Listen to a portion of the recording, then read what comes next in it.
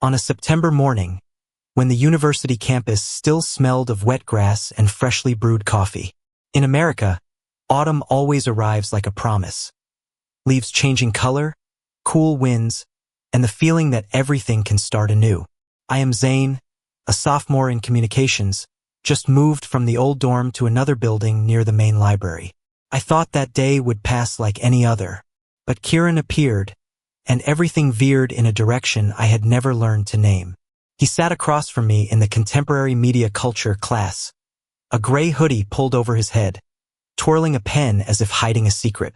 Kieran had that effortless beauty, tall, broad-shouldered, with gray-blue eyes that always kept a safe distance from the world. When the professor called roll, he looked up, his voice deep and clear. Kieran O'Connell. It sounded like a drumbeat straight to my chest. I don't know why I remembered that name so vividly. We started talking only because of a group assignment. I hate group work, but this time was different. Kieran listened when I spoke. Really listened, no interruptions, no glancing at his phone. He asked what I thought about how social media was changing personal identity. I talked about how we learn to perform ourselves more than live authentically.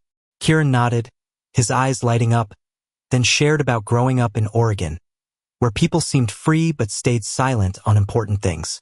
I realized, between us, a thread was tightening, not rushed, not noisy. The days after, we met more often. In the library, at the student cafeteria, on the stone steps overlooking the lawn. I started noticing small details. The way Kieran furrowed his brow when focused, the half-smile when he said something clever and sarcastic.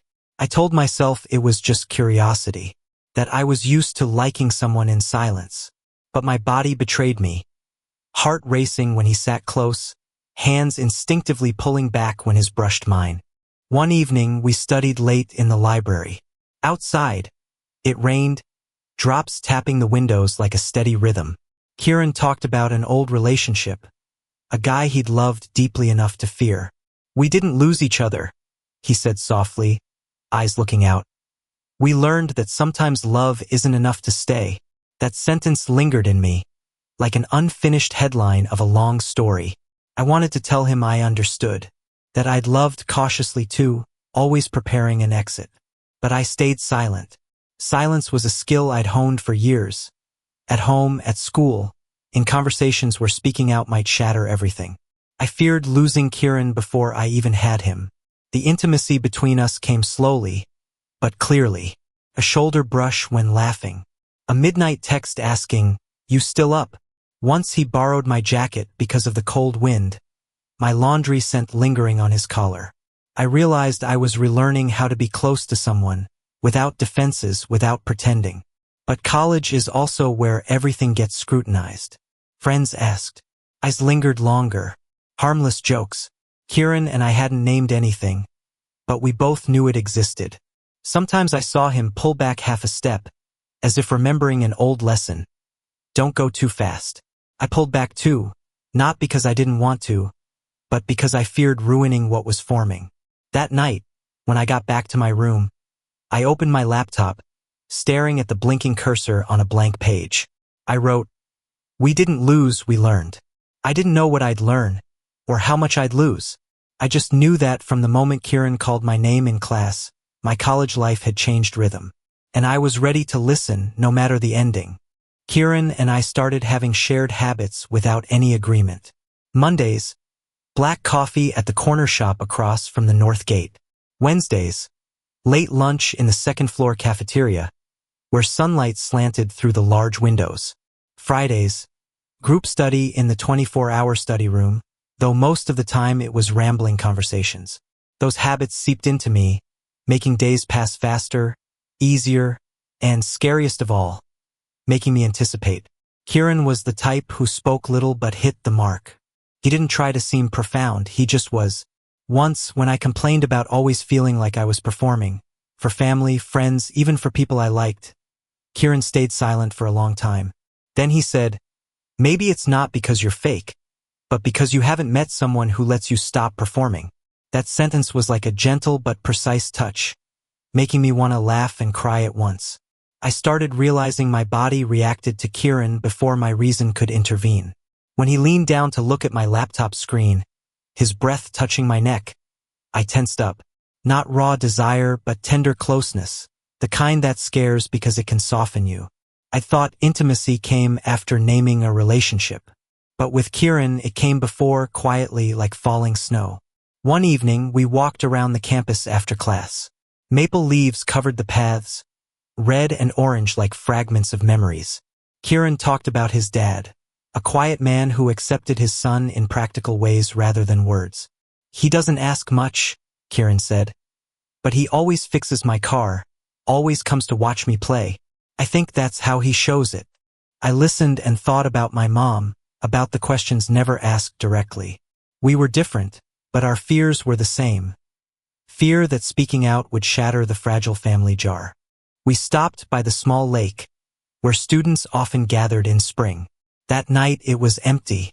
Wind blew, rippling the water. Kieran stood next to me, close enough for me to feel his warmth through the layers. I wanted to hold his hand. The thought came clearly, no hiding. But my hands stayed in my pockets.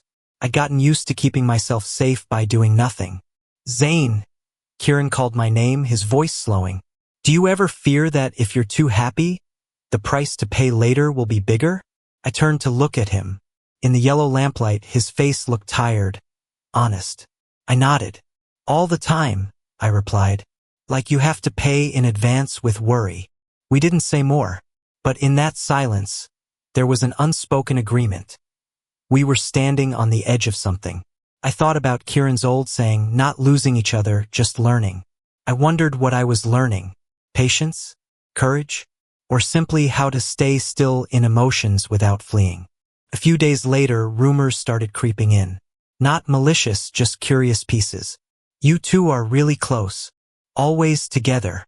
I saw Kieran pause when hearing those. He didn't deny, didn't confirm. I understood. Everyone has their own pace.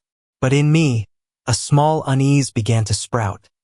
Was he protecting us? Or keeping distance? The peak was a small department party. Loud music, flashing lights, cheap alcohol. I was talking to a few people when I saw Kieran in the corner, smiling at another guy. Nothing obvious, just a smile. But my chest tightened. I hated this feeling. Jealousy without rights, heartache without status. When I went outside to breathe, Kieran followed. You okay? He asked. I was about to say, fine. Like always. But this time I didn't. I don't know where I stand, I said, voice hoarse. Kieran looked at me long. I'm learning too, he replied. Learning not to run when I care. No quis. No promises. Just two people standing on the porch in American autumn, admitting we were learning a hard lesson. The lesson of staying when the heart starts speaking. After that party, there was a subtle shift between Kieran and me. Not distance, but clearer awareness of every gesture. As if we'd looked straight at what we'd avoided, and though unnamed, it had shape. I started realizing that waiting was also a choice, and that choice required no less courage than diving in. We entered midterms. Library busier, coffee stronger, conversations cut short by deadlines. But in that busyness, I felt Kieran closer to me. He sent me study notes at midnight with a dry joke attached. I replied with silly memes. We learned to care for each other in the most practical ways, adjusting volume, reminding to eat, to sleep. One Saturday afternoon, we decided to change scenery, driving out of town to a small place with an old bookstore. The highway stretched out, sky pale gray. Kieran drove, hands steady on the wheel. I sat in the passenger seat, legs curled up, feeling secure in a rare way. Music low, old indie tracks. I looked at him and thought, maybe happiness is sometimes just sitting quietly next to someone, no need to prove anything. In the bookstore, we got lost among the tall wooden shelves. I found an essay on identity and memory. Kieran appeared behind me, read the title and said, "Sounds like you." I smiled. He picked up a poetry book, flipped a few pages. "This one's like me," he said, half joking, half serious. We swapped books like a wordless deal. I read you, you read me. On the way back, it rained. Kieran pulled over when it got too heavy. We sat in the car, rain pounding. The space became so private I could hear both our breaths. I turned, saw Kieran looking at me, not avoiding, not probing, just looking. I don't know who leaned first. I just know his lips were warm, and our first kiss was slow, careful, as if both asking, "Is this okay?" When our lips parted, Kieran rested his forehead on mine. "We're doing this," he said, not a question. I nodded. My heart pounded hard, but not panicked. Just the truth standing right in front. I learned that intimacy doesn't have to be loud. Sometimes it comes in the sound of rain. After that kiss, everything was both easier and harder. Easier because no more pretending. Harder because reality started demanding choices. We weren't public, but not hiding. Holding hands in the car. Touches on the back in hallways. Quick kisses in hidden corners. I felt joyful, then worried. Joyful for being loved. Worried because I knew love always carried potential loss. One evening, Kieran talked about plans after graduation. He wanted an internship in Seattle, far from school. From me. I listened, my heart sinking. Not because the plan was wrong, but because it was right, and right often doesn't favor young feelings. I talked about staying, working for a local station. We looked at each other, knowing the paths were starting to diverge. Are we fooling ourselves? I asked. Kieran thought. No, he said. We're living in the now, and learning what we can carry. I wanted to believe that, but part of me feared this lesson would hurt. Tension started appearing in small places. Delayed replies, mismatched schedules. I felt I wanted more certainty, more promises. Kieran, in contrast, withdrew when he felt pressure. I realized loving is also learning to face differences in breathing rhythms. One night, we argued for the first time. Not loud, but sharp. I said I needed to know what we were. Kieran said he needed time not to turn everything into a heavy vow. Silence stretched. I felt like I was facing two choices, hold tight or loosen. I didn't know which was learning, which was fear. When Kieran left that night, I sat alone, looking at unsent messages. I wrote and deleted and wrote. Finally, I left just one. I'm here. No demands. No evasión. Just presence. I didn't know if it was enough, but it was the lesson I was trying to stay even without answers. The days after that argument, we walked cautiously like on thin glass. No one vanished, no one made a scene. Just every gesture weighed. I hated this feeling, measuring my affection by the other's silence. But I also understood Kieran wasn't withdrawing because he didn't love. He withdrew because he feared loving in a way that would bind us both. Midterms ended, campus breathed a sigh. I didn't. I carried a vague worry, like a hum in my ears. Kieran invited me to a school basketball game. We sat in the stands, amid cheers and popcorn smell. He placed his hand on my thigh, naturally. I realized my body still responded. That was a truth needing no words. I told myself, trust what's present, not just the fear. After the game, we walked back. Colder air. Kieran draped his jacket over my shoulders, a familiar move that softened me. I don't want to hurt you, he said suddenly. I stopped. I don't want to make you feel forced, I replied. We looked at each other. No solution, but acknowledgement. Sometimes, learning to name fear is already a step forward. One weekend, I went home to visit family. Dinner table, familiar stories, roundabout questions. I didn't talk about Kieran. I talked about classes, part-time job. But in my mind, he was there. The way he looked at me when I hesitated, the way he kissed me like asking permission. I realized wherever I was, I carried him. And carrying someone is a light yet heavy responsibility. When I returned, Kieran picked me up at the parking lot. We hugged longer than usual. I felt him exhale, as if he'd been waiting too. We didn't talk much, just sat in the car, listening to music. I thought, maybe we're learning how to return to each other a little at a time. Then opportunity came, unexpected.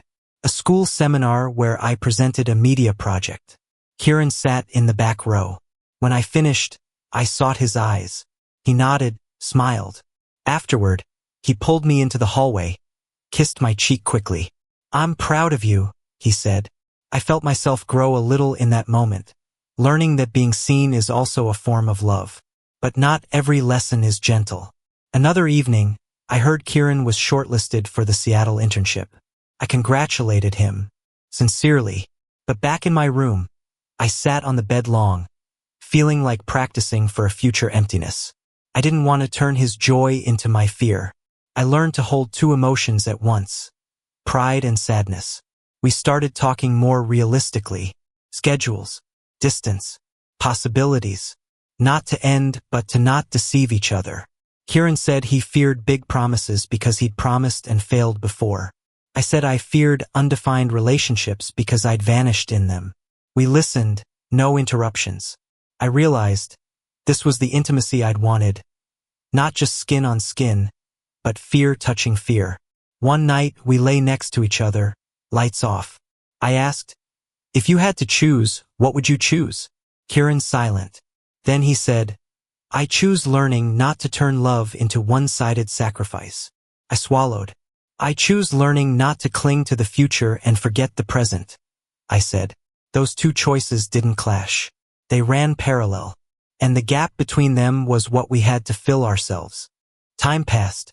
We loved each other more quietly, less showy, more listening. I learned that not every relationship needs to go fast to prove worth. Some need to go slow to not break. But going slow doesn't guarantee safety. I began to understand. Learning doesn't mean avoiding pain. Learning is accepting pain might come, and still choosing to stay until needed to go. End of semester, when the first snow fell, Kieran held my hand in front of the library. No matter what happens, he said, I don't see what we have as a loss. I looked at snow melting on my hand. Me neither, I replied. If there's an end, it'll be a kind lesson. We stood there, amid the approaching winter. I didn't know how long this season would last. I just knew this time I didn't run. I stayed to learn to the end. Winter dragged longer than I imagined. Snow blanketed the campus, turning everything into blurred outlines. Kieran and I entered a phase of more silence than talk. Not distant silence, but the kind of those weighing each step. We studied together, ate dinner together, slept next to each other on cold nights. But whenever conversation touched the future, the air grew heavy, as if both knew we were at a fork. The Seattle internship became concrete. Emails, deadlines, interviews. I helped Kieran prepare, listened to him practice answers, edited each portfolio slide. I was genuinely proud. But sometimes, when he spoke animatedly about the new city, I felt like seeing off a ship leaving port. Not fully gone, but already sounding the horn. One night, after Kieran got the official offer, we sat on my room floor, backs against the bed. He held the paper, hand trembling slightly. I wanted you to be the first to know, he said. I hugged him. You deserve it, I replied. And then, after a breath, I added, I'm scared. Kieran nodded, forehead to mine. Me too. We didn't fight. We told the truth. I said I wasn't good at long-distance love, that I feared becoming the one waiting. Kieran said he feared dragging me into his unsteady early days, feared I'd sacrifice more than him. Those fears didn't exclude each other. They piled up, forming a tough picture. I remembered reading somewhere that mature love isn't walking every path together, but allowing each other their own paths without making the other the cost. I thought about that long. I thought about how I'd clung to vague promises to avoid facing ends. This time, I didn't want that. The decision came on a quiet morning. Rare sunlight through the window, snow sparkling. Kieran looked at me, eyes red from lack of sleep. We could try long distance, he said. I heard both hope and fear in his voice. I breathed deep. We could, I said. But I don't want to promise if I'm not sure I can keep it. Kieran silent. Then he nodded. I respect that. We decided not to define the relationship by distance. No long-term promises. No vows. Just honest in each phase. Sounded cold, but to me it was the warmest way not to hurt more. I learned that sometimes love is choosing boundaries. The last days before Kieran left passed quickly. We did small things. Cooked, watched old movies, walked in snow. We memorized each other by details. The small scar on his hand, the way I bit my lip when anxious. Final night, we were together, not talking much. Intimate enough without touch. I felt strangely calm, as if accepting something unavoidable.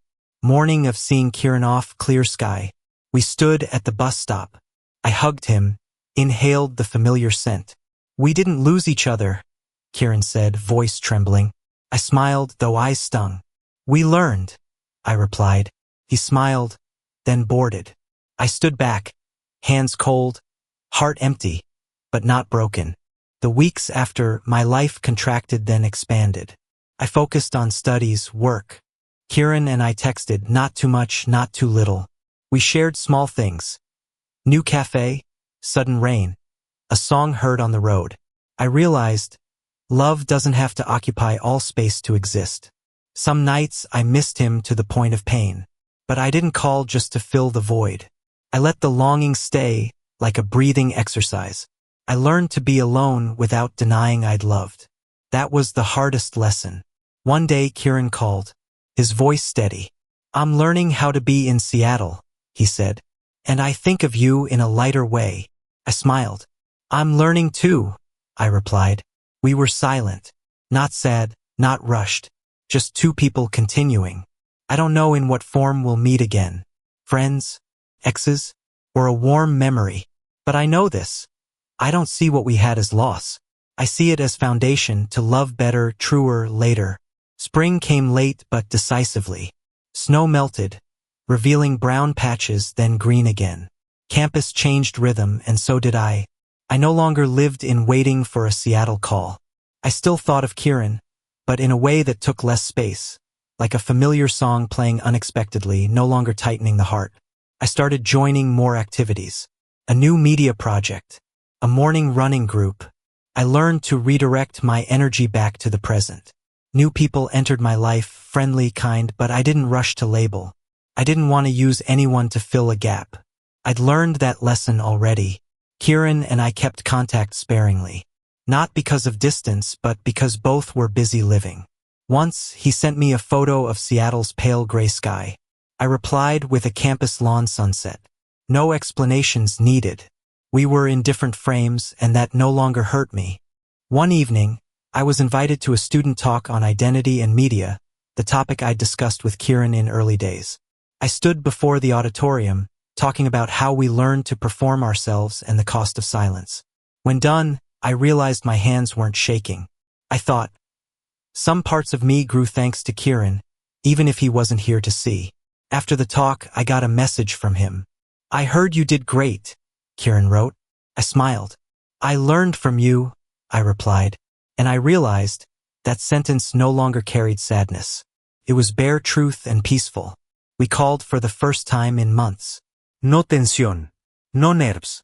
Kieran talked about early lonely days, about rain and coffee, about learning not to compare himself to others. I talked about my small changes, how I slept better, how I no longer feared silence. Maybe we did the right thing, Kieran said. I nodded, though he couldn't see. I don't know if that was the last call. But when I hung up, I didn't feel hollow. I felt light, like a circle had closed in the kindest way possible. End of semester, I packed my dorm room. I found the jacket Kieran had borrowed, forgotten in a drawer. I picked it up, inhaled, the scent faded. I didn't cry. I folded it, donated it.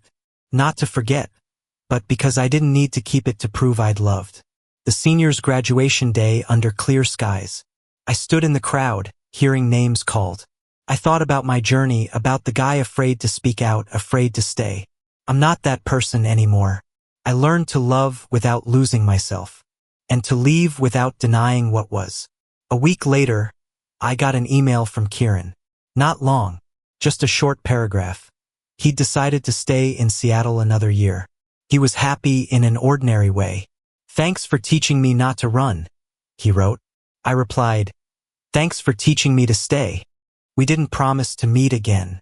We didn't say forever. But in me, no sense of lack. Just a strange fullness, the feeling of a lesson fully learned. If anyone asks if we lost each other, I'd say no. We didn't lose. We learned about love, letting go, timing. About how not every romance needs to go to the end to matter. Some just need to go deep enough to change you. I left campus on a late afternoon, sunlight falling on the stone steps. I walked away, carrying memories that weren't heavy. I know somewhere Kieran is moving on too, and that's enough.